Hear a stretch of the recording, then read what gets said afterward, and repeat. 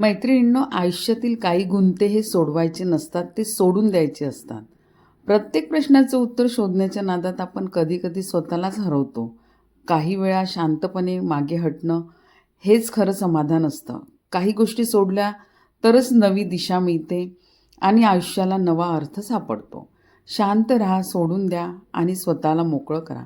कारण काही गुंते सोडले की आयुष्य स्वतःच सरळ होतं. मन हेच आरसा आहे जे आपले चांगले आणि वाईट कर्म दाखवते. मनच देव आणि ईश्वर आहे, कारण मनापेक्षा मोठे कोणीही नाही. जेव्हा मन प्रकाशित होते तेव्हा संपूर्ण जग प्रकाशित होते. म्हणून या स्वच्छ आरशावर कोणीही धूळ जमू देऊ नये. मन हे सुखाची कळी आणि दुःखाचे काटे धारण करते, पण तेच सर्व गोष्टींचा आधार आहे. तुम्ही जगापासून लपून जाऊ शकता, पण मनापासून कधीच लपून राहू शकत नाही.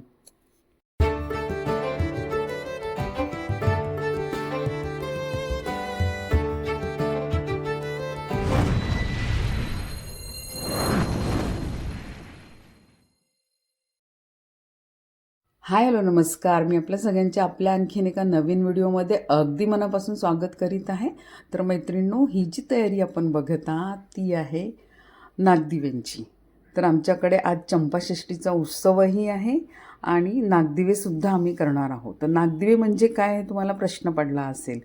तर ही नागदिवाळी असते. ही दिवाळी कार्तिक अमावस्येच्या दुसऱ्या दिवसापासनं ते मार्गशीर्ष महिन्यातल्या पौर्णिमेपर्यंत म्हणजे दत्त पौर्णिमेपर्यंत साजरी करतात. या पंधरवड्यामध्ये साजरी करतात. तर आधीसुद्धा मी नागदिवाळीचे व्हिडिओ टाकलेले आहे आपल्या व्हिडिओवरती, परंतु हे नागदिवे कसे तयार करतात हे मी आपल्याला दाखवलेले नाही आहेत. तर सर्वप्रथम चंपाषष्ठीच्या आपल्या यूट्यूब फॅमिलीला खूप खूप शुभेच्छा.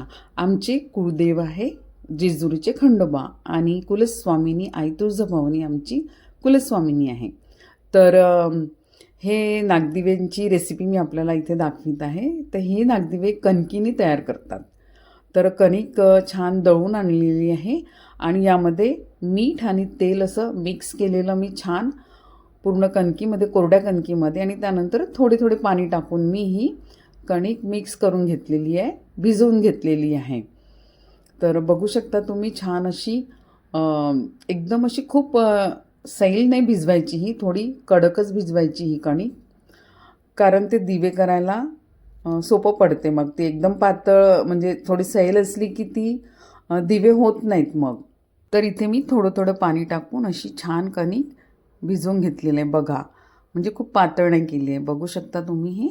आणि आता ही छान याचा गोळा तयार करून याला 15 मिनटं मी छान असं मुरवत ठेवलेलं आहे. तर मुरायला ठेवणं म्हणजे पाणी टाकून नाही ठेवलं आहे मी मुरवायला. तर यावरती थोडं तेल टाकलं आणि मग ते झाकून ठेवलं आणि 15 मिनटासाठी. त्याच्यानंतरच मग दिवे तयार करायला घेतलेले आहे. तर आता इथे मी थोडं 1 चम्मच तेल टाकून छान सगळं कणकीला चोळून घेतलं आणि त्यानंतर झाकून घेतलेलं आहे. तर अशा प्रकारे ही आता नागदिव्यांची कणिक मिक्स करून घेतली, म्हणजे भिजवून घेतलेली आहे. तर 15 मिनटं झालेले आहे. तुम्ही बघू शकता छान अशी फुललेली आहे कणिक.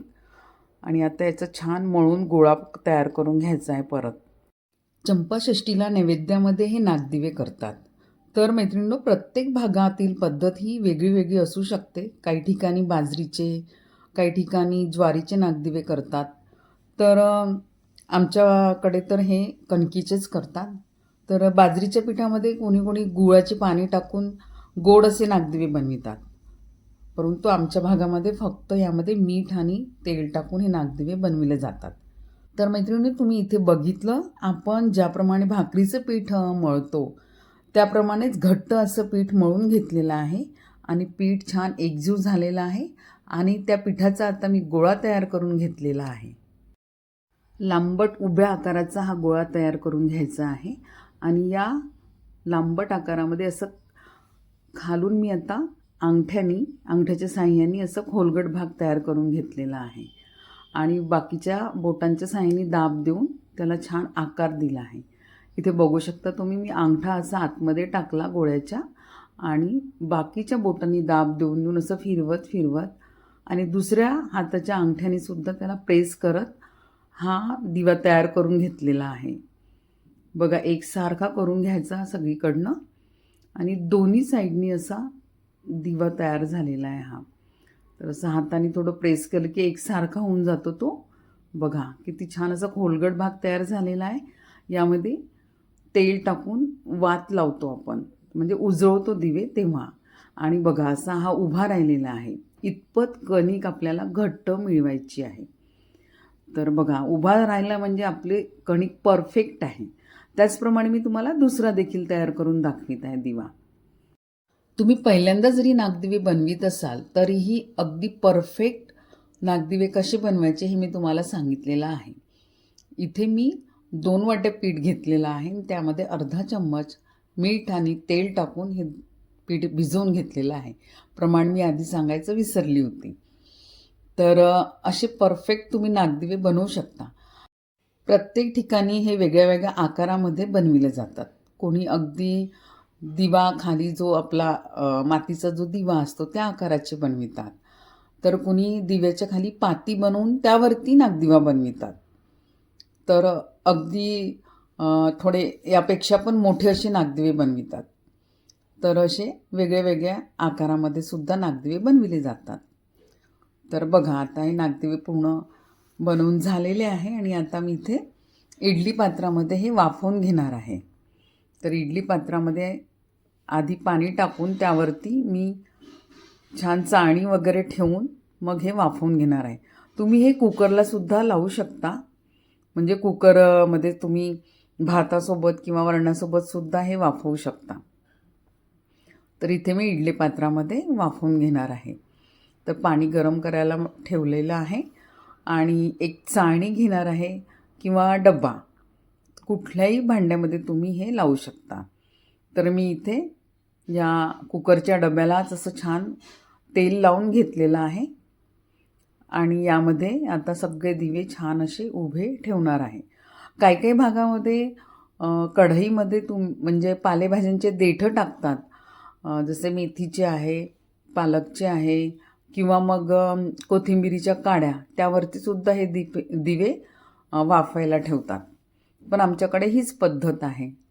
तर इडली पात्रामध्ये सुद्धा करू शकता तुम्ही किंवा एखाद्या कढईमध्ये चाळणी ठेवून तरीसुद्धा करू शकता. आणि जर तुम्हाला जास्ती वेळ नसेल तुमच्याकडे तर तुम्ही कुकरलासुद्धा हे दिवे लावू शकता. म्हणजे त्यामध्ये पाणी नाही ठेवायचं. हा जसाचा तसा डब्बा तुम्ही कुकरमध्ये ठेवायचा आणि शिट्टी लावून तुम्ही 4 शिट्ट्यांमध्ये हे छान लवकर शिजून जातात. तर इथे छान आता पाणी वाफलेलं आहे, गरम झालेलं आहे. ते मी चाळणी टाकली, एक स्टँड टाकलेला आहे आणि आता हे नागदिवे असे ठेवून दिले. आणि या नागदिव्यांवरती मी झाकूनसुद्धा घेणार आहे की याच्यामध्ये पाणी नाही जाणार त्यामुळं. तर इथे मैत्रिणींनो मी 15 ते 20 मिनटं छान असे वाफवून घेतलेले आहे दिवे. तर बघू शकता तुम्ही, गरम आहे, हे छान वाफ निघत आहे आणि मस्त दिवे झालेले आहे. तर हे दिवे उभे ठेवतो आपण, तर कधीकधी हे थोडे वाकूनही जातात, तर काही हरकत नाही आहे त्याला. पण हे दिवे खूप छान झालेले आहे माझे. बघा असे थोडंसं दाबून बघायचं, जर आपल्याला कणिक अशी वाटली तर समजायचं की व्हायचे आहे. पण हे छान झालेले होते दिवे, अगदी मस्त झालेले होते आणि जास्ती फार काही वाकलेसुद्धा नाही. तर मग मी सगळे दिवे ताटात काढून घेतले आणि आता पूजेची तयारी करत आहो मी. तर आमच्याकडे नागद्वारची कढईसुद्धा असते. तर ती पूजा आता आम्ही मांडणार आहोत आणि मग नंतर नागदिवे वगैरे सगळे उजळून घेणार आहोत. तर इथे केळीच्या पानावरती छान पूजा मांडली जाते आणि बाजूलाच नागदिवेसुद्धा उजळवले जातात. तर आमच्याकडे एक भरताचा दिवा असतो, एक भाताचा असतो आणि एक दिवा पुरणाचा असतो आणि हे कणकीचे 11 दिवे, अशी पूर्ण आमच्याकडे सर्व दिवे उजळवले जातात. तर तुम्ही पुढे बघालच कशी पूजा केली आहे ते. तर हे जे स्टँड ठेवलं आहे याच्यावरतीच आम्हाला दिवे ठेवायचे आहे. आणि इथे आता ही नागद्वारची कढई, म्हणजे रव्याची कढई असते, शिरा असतो, ती कढई अगदी कापूर लावूनच तिथे ठेवतात. तर अशा प्रकारे केळीच्या पानावरतीच ही पूजा मांडली जाते. तर संपूर्ण पूजा वगैरे मांडली आणि आता नागदिवेसुद्धा आम्ही उजळून घेणार आहोत. तर भाताच्या आणि भरताच्या आणि पुरणाच्या दिव्यामध्ये तूप टाकतात आणि बाकींच्या दिव्यांमध्ये तेल टाकतात. तर इथे छान अशी मांडणी करून घेतलेली आहे. बघू शकता किती छान दिसत आहे दिवे. उजळवल्यावरती तर अक्षरशः असं वाटते की दिवाळीचं आहे घरी म्हणून. म्हणूनच याला नागदिवाळी असे म्हणतात. तर बघा मस्त वाटत आहे. घरातलं वातावरणही खूप सुंदर होतं. कुठलीही पूजा केली की एकदम पॉझिटिव्ह व्हायब्रेशन आपल्या घरामध्ये येतात. आणि असं छान फुलांनी सजवून घेत आहे मी. आरास करत आहे फुलांची. आणि प्रत्येक दिव्याला हळद कुंकू लावून त्यांची पूजा केली जाते. तर बघा लक्ष्मीची मूर्ती आहे, त्यासमोरच मी छान असे दिवे ठेवलेले आहे. तर मैत्रिणींनो, अशा प्रकारे छान पूजेची मांडणी झालेली आहे. दिवेसुद्धा छान असे उजळून घेतलेले आहे आणि थोडी रांगोळीसुद्धा मी काढून घेतली पूजेसमोर. त्यानंतर सगळ्यांनी अक्षत भरली. तर असं वाकून 5 वेळा अक्षत टाकावं लागतं, त्याला अक्षत भरणं म्हणतात. तर इथे सगळ्यांनी आम्ही पूजा करून घेतली.